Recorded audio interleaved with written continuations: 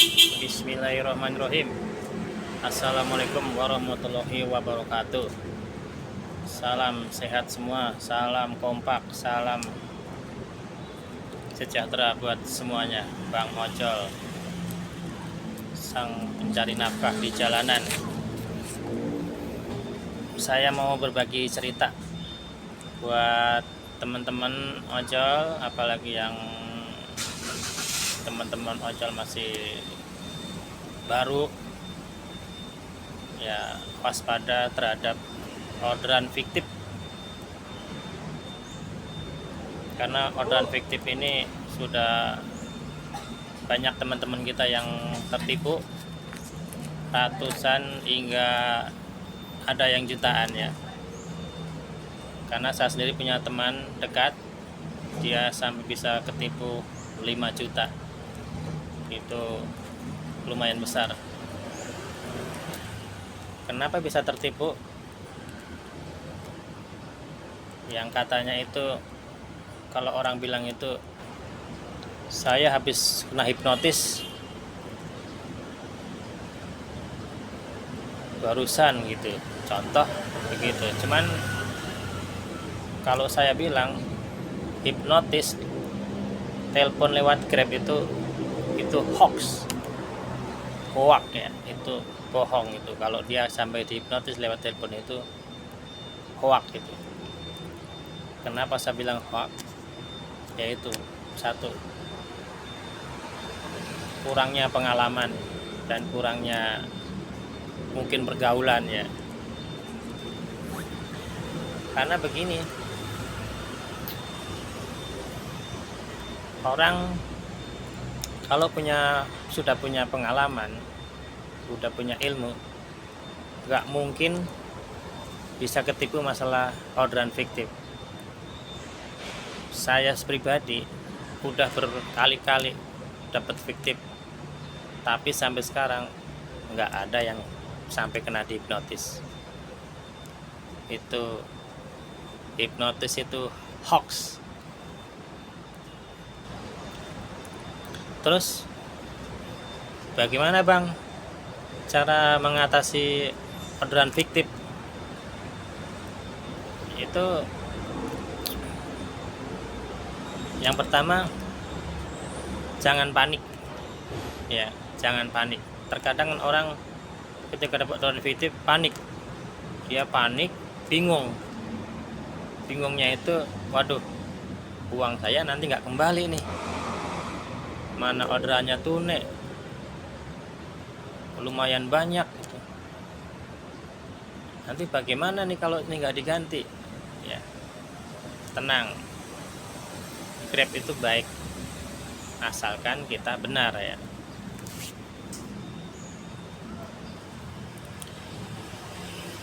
Jadi begini, yang pertama ya saya kasih tahu biar buat teman-teman jangan sampai tertipu. Ini ilmu dan pengalaman saya pribadi ya. Jadi sebelum Anda jadi korban penipuan, lebih baik dengerin saya. Yang pertama, ketika dapat fiktif, biasanya sampai tujuan itu di telepon nggak dijawab, di chatting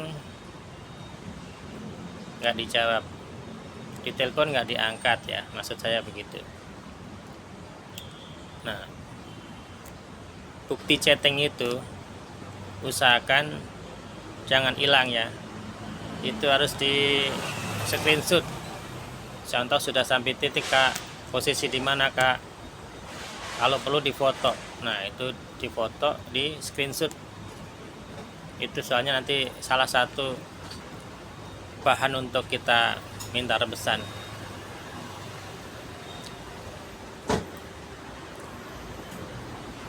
Ya.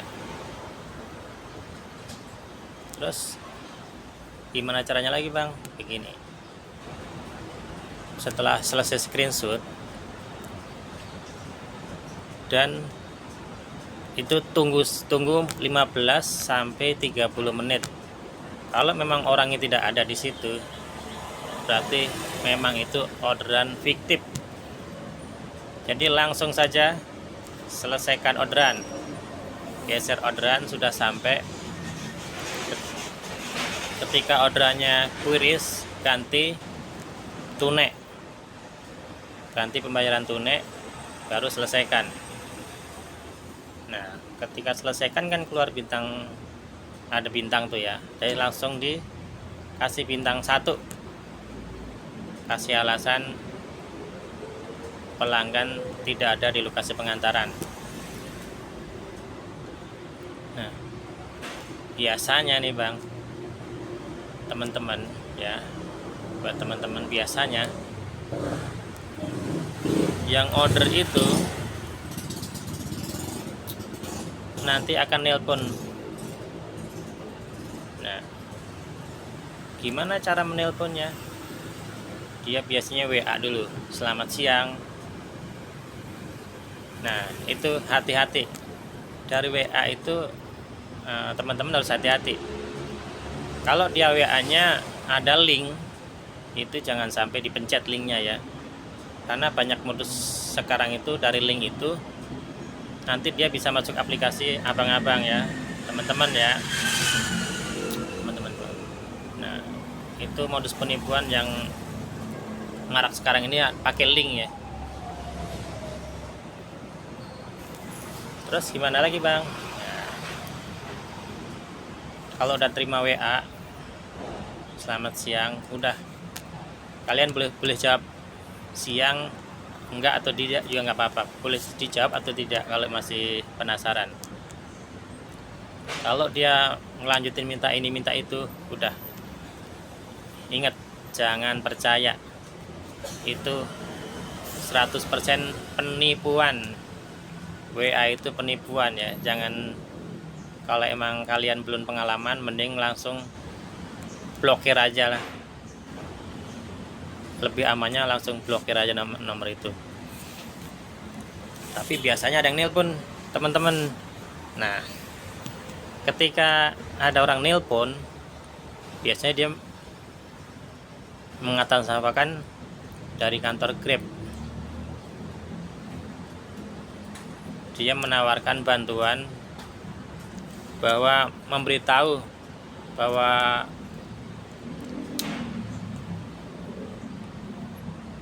ini apa namanya, dia akan ngomong begini, halo selamat siang pak, ini dari kantor Grab, bapak sedang menjalankan orderan makanan ya. Nah, jawab aja iya kalau emang mau jawab ya. Ini dari kantor Grab, mau saya bantu cara rebusnya. Nah, udah, set, langsung dikunci, berhenti, jangan layanin.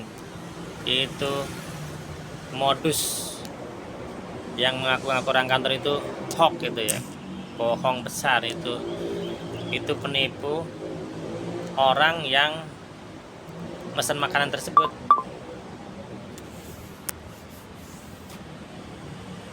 Jadi orang tersebut itu sebetulnya yang mesen makanan itu, yang kurang kantor itu. Jadi jangan percaya ya. Udah, habis itu udah,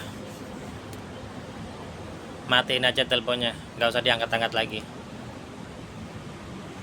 Terus makanannya bagaimana bang? Makanannya nanti bawa ke panti. Kita bisa rembes di panti, tapi ada syarat-syaratnya. Nah, syaratnya apa bang? Syaratnya yaitu, pertama, struk jangan hilang, bukti foto screenshot percakapan dengan pelanggan. 2, yang ketiga, bawa ke panti, minta tanda terima panti. Yang keempat, bukti foto bersama panti. Nah, tapi hati-hati, itu 3 syarat itu wajib, tapi di dalam syarat itu tetap ada kategori lagi, ada